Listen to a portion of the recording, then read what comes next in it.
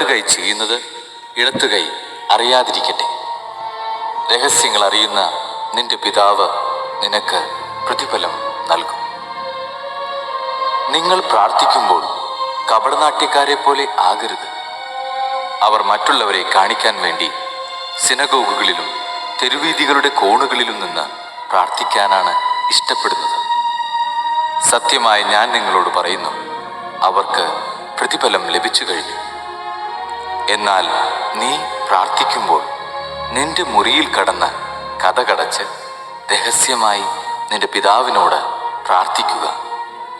രഹസ്യങ്ങൾ അറിയുന്ന പിതാവ് നിനക്ക് പ്രതിഫലം നൽകും. പ്രാർത്ഥിക്കുമ്പോൾ വിജാതീയരെ പോലെ നിങ്ങൾ അതിഭാഷണം ചെയ്യരുത്. അതിഭാഷണം വഴി തങ്ങളുടെ പ്രാർത്ഥന കേൾക്കുമെന്ന് അവർ കരുതുന്നു. നിങ്ങൾ അവരെ പോലെ ആകരുത്.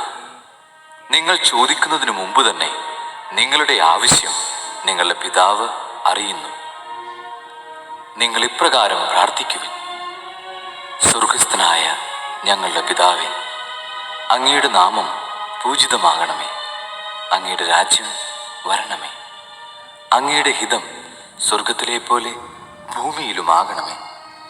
അന്നു വേണ്ട ആഹാരം ഇന്ന് ഞങ്ങൾക്ക് നൽകണമേ. ഞങ്ങളുടെ കടക്കാരോട് ഞങ്ങൾ ക്ഷമിച്ചതുപോലെ ഞങ്ങളുടെ കടങ്ങൾ ഞങ്ങളോടും ക്ഷമിക്കണമേ. ഞങ്ങളെ പ്രലോഭനത്തിൽ ഉൾപ്പെടുത്തരുതേ, തിന്മയിൽ നിന്ന് ഞങ്ങളെ രക്ഷിക്കണമേ.